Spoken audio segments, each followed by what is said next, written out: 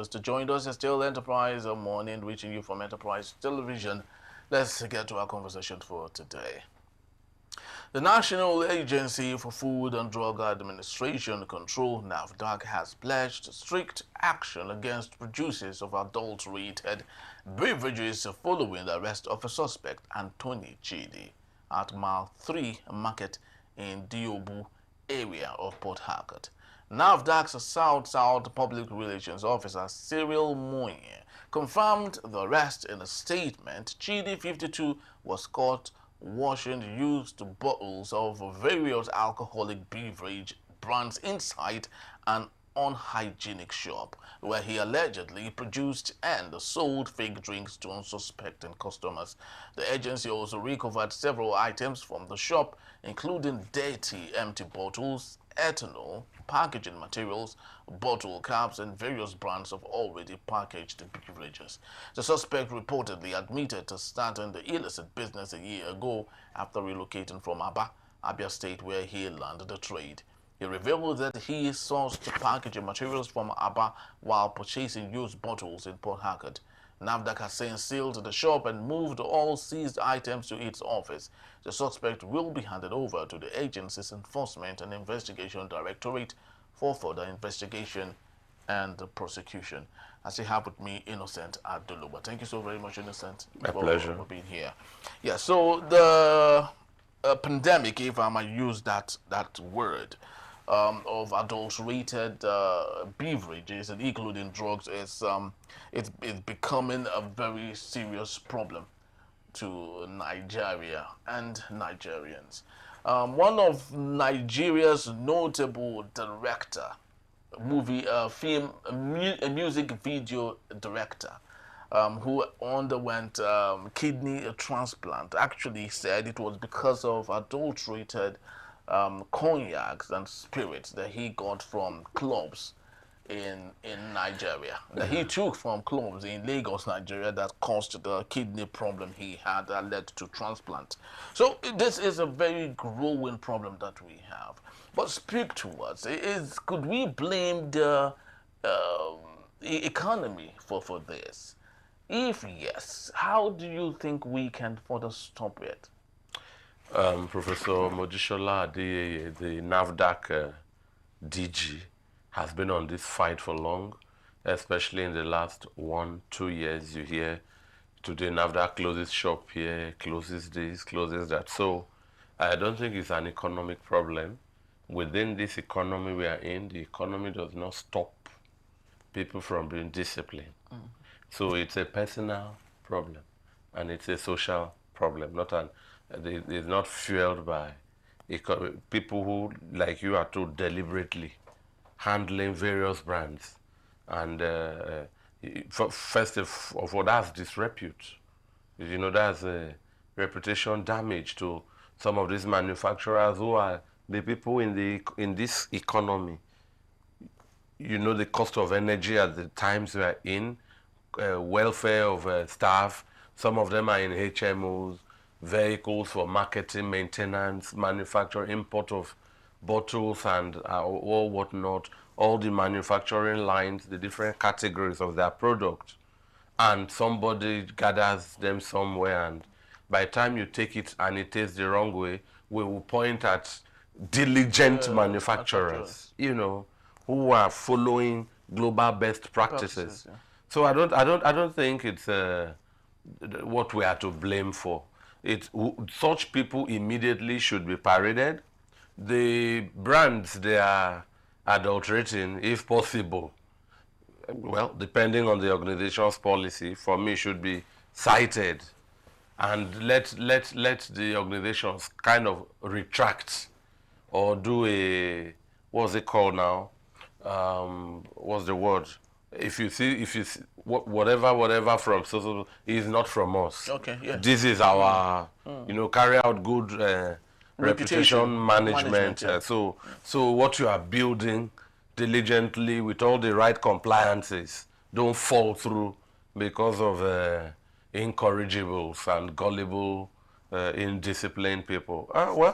Chukuma Oligbo, the director of Nafdac South, have said that the the the body is on the hunt for more people like this. So I think that's good news. The same way the PRO of the same zone, Cyril Monye, mentioned when disclosing this on Wednesday. I support the fight from Nafdac. After the passing of Professor Dora Akunyili, everything about Nafdac had gone cold. So this kind of thing gives it more credence, more faith. Yes, but some people have assumed that the responsibility on the shoulders of Nafdac is too much for it to carry. To regulate beverages and drugs, medicines, And food. it's not an easy task. Some people would say, don't you think it's easy to maybe break the organization so a particular body can concentrate on food, others can concentrate on medicines, and others concentrate on some other things. So it's easier to know what you are fighting against than going on an all size fits all situation that you can't even control everyone. Well, truth be told, some of these developed countries, a large chunk of what NAFDAC does is for their security outfits, especially the police, and some of this may fall under narcotics, you know. But it's what it is here in Nigeria. NAFDAC is not a paramilitary body. NAFDAC is not an enforcing agency and cannot effect arrests. So those are limitations to the powers of NAFDAC. So NAFDAC now have to work pari passu with the military. So if NAFDAC is going to effect an arrest, they alert and then get the requisite security personnel and go carry out their job. So well, Nigeria is a country being gifted population sizes and increase. The last I heard was we're about 270 million, and since 2006, 1 year short of 20 years after the last census, we get gifts of population, 190 million, 200 million, 210 million. I wonder where they come from, but rightly or wrongly, we are a country with massive population. If we are, the quest to break NAFDAC is right, so that a particular segment will face a particular aspect, and that will breed specialization. If there is food, face food. If there is drug, face drug, and the administration and control, which gives the whole acronym of NAFDAC, can become shared responsibility. There are a plethora of universities in this country, public, private, research houses, chemical engineering department, microbiology, and all the right places, botany and all of them. So if we have all this, then let's maybe throw specialists. Yeah. Of course, Professor Modishola and her team are competent, but this unbundling can unburden the current NAFDAC structure the way it is. Yes, because even if you take a look at other related agencies like the SON, Standard Organization of Nigeria, they're supposed to work in tandem with NAFDAC. Sometimes packaging matters, the quality of the product matters, what you give to your recipient, your customers equally matter. So sometimes you ask yourself if these agencies, they work in simpatico to ensuring that these things happen. But I'd love you to speak to the issue of counterfeiting and its demand and supply in Nigeria. You've had some stint as corporate communication manager for some companies. Would you say the reason, the opportunity for these criminals is because companies are not doing more than enough? Beverage companies, drug companies are not doing more than enough in ensuring there is more than enough supply. Well, I've been in the pharmaceuticals, I've been in foods. Within that corporate structure, I would say that in Nigeria, lots of companies are doing more than what we know. Supply, that is. Yes. But what you will know that counterfeiting is as good as a career for some people.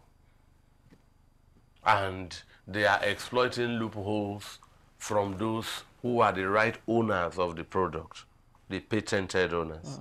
And so if there are remote areas where, let's put it this way, the road infrastructure and all don't lead to, you will find the people in that community content with what they get. Counterfeit as it could be. It's more rampant, especially with drugs. And I'm wondering when a town like Lagos can outlaw individuals selling drugs. You enter a bus till today, 2025, somebody pops up and sells drugs. advertises You are something about that to you- travel via a bus or car. They are there. And I believe that these car parks are all public places where the authorities in this regard can go there. But again, like I said, it's livelihood for some people. I just told you counterfeiting is project, is livelihood for some people. So while there are authentic beverages, authentic foods, authentic sausages, authentic drugs, authentic syrups for children, you know, there are specialist counterfeiters.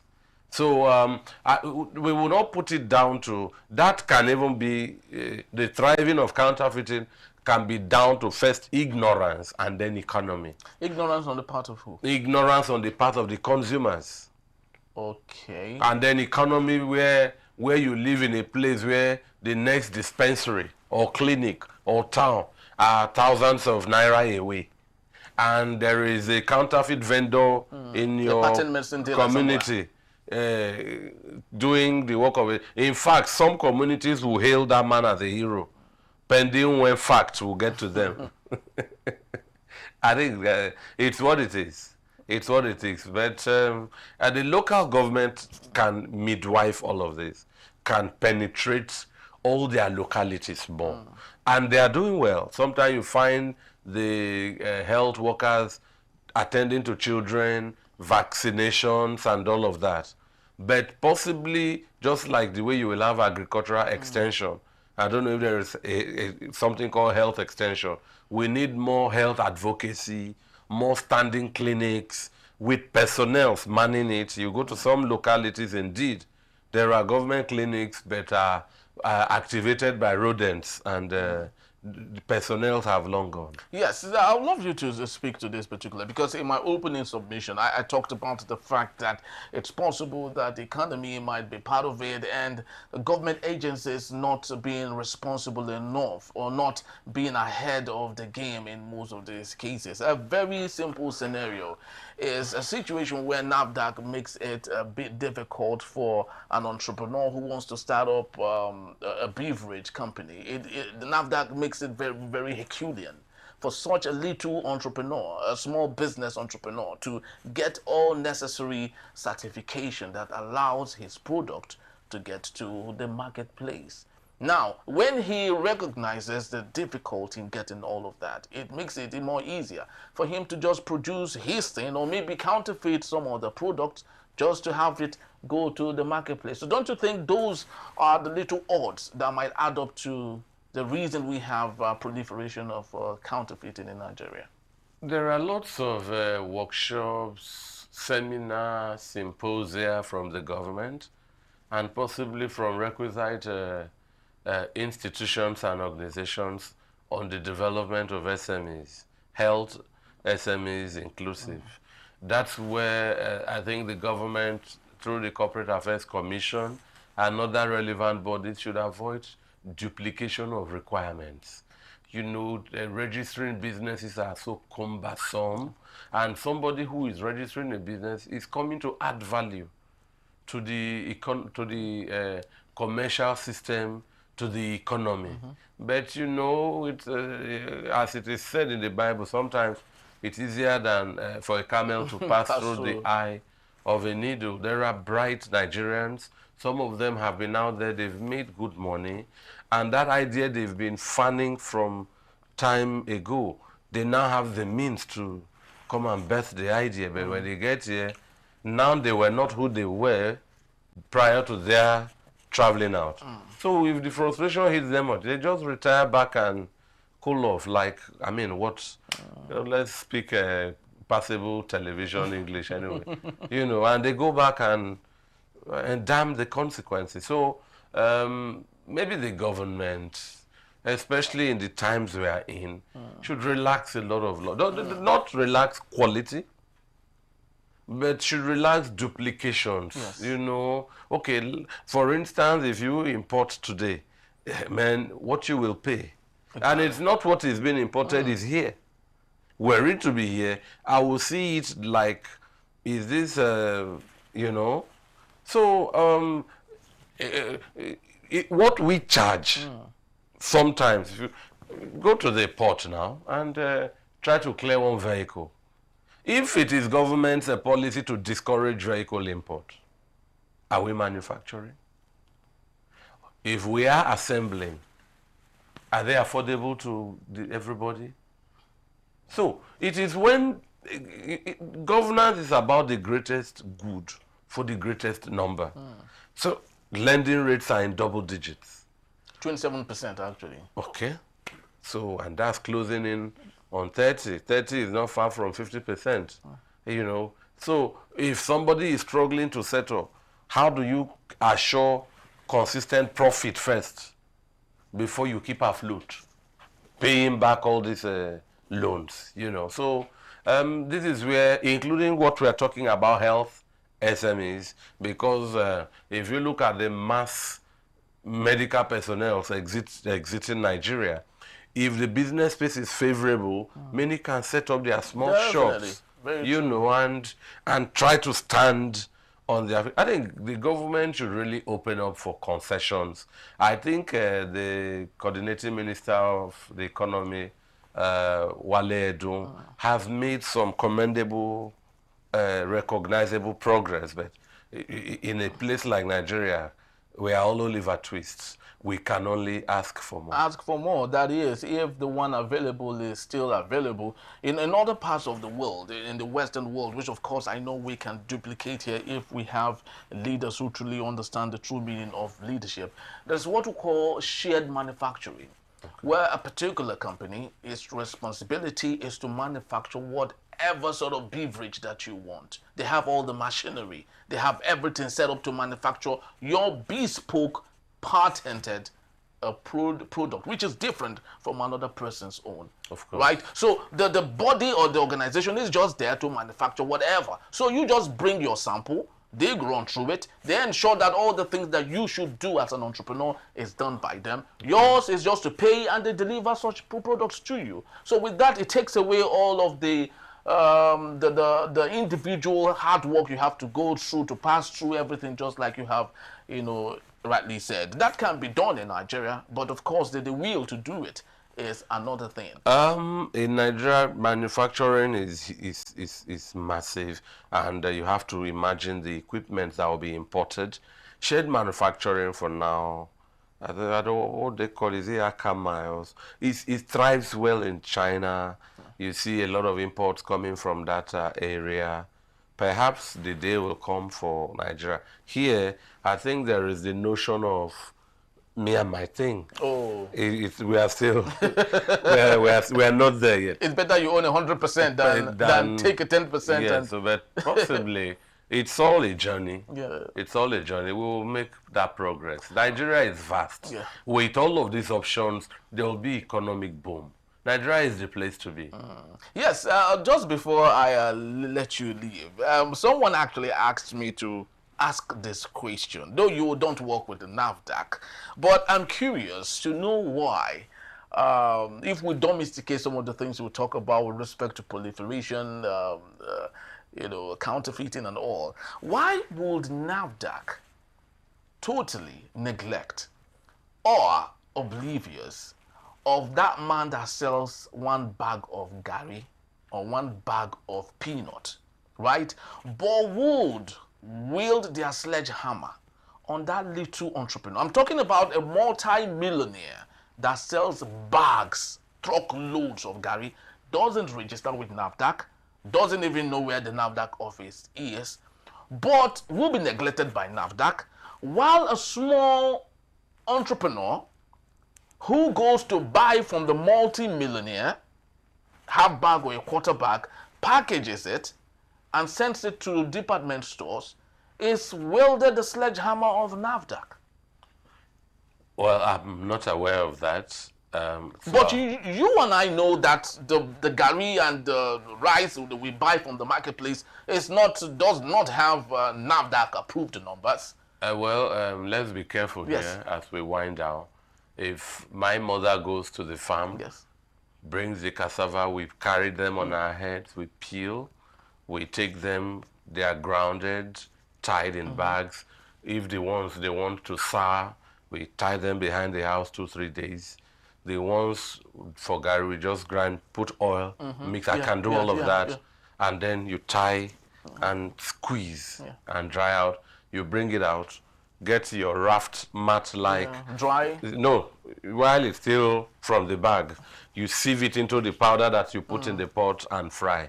All of this process of preparing gari, where does the adulteration come for Nafdac to hold somebody? So let's be careful. You want to go to a place like Edo State and go to all the villages of their gari, and again, Nafdac will not give you their, what's it called, number for free.